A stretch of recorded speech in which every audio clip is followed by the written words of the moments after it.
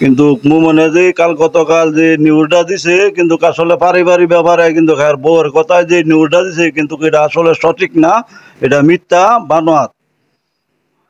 কিন্তু এটা এটা কিন্তু সন্ত্রাসী কিন্তু লোক না। আর মোমেনের বলতাছি কিন্তু রিপোর্টটা জানি না আমরা দিস, কিন্তু তুই যে এত বড় একটা নিউজ দিবি, তুই তারে তুই মরলে তো আজকে তুমি হেলাই নেওয়া লাগবো নাকি? হেলাই মরল তোর নেওয়া লাগবো। তুই এই নিউজের মাঝে দেশ কেমবে তোর, তুই না লেভরা করছ, লেভরা মূল্য মূল্য দেশ না।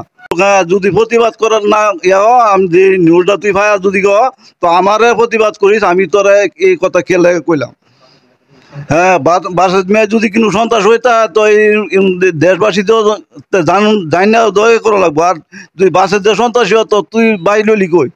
বাসের যে যেরকম হ্যাঁ ভাই, তুইও তো ভাই হই। হ্যাঁ, তুই সন্ত্রাসী, হ্যাঁ সন্ত্রাসী হইলে সন্ত্রাসী ভাই তো তুই।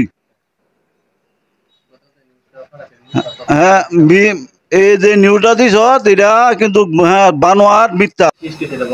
সমস্যা রইলো আমাদের জমির পাশে, ওর জমি মাঝে একটা লাল, ওরা ক্ষেতের মধ্যে একটা বড়ি গাছটা আজালা হয়েছে।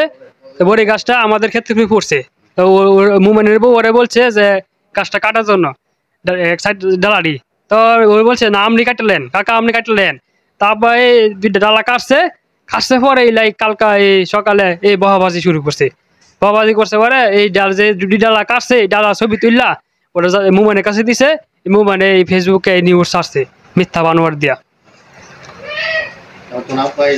না না, আব্বা এটা করে নাই।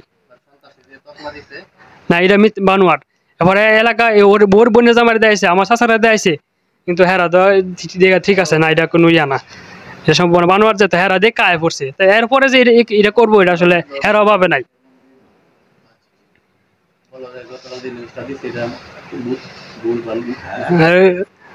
গতকাল যে নিউজটা দিছে সম্পূর্ণ ভুল, বানোয়ার।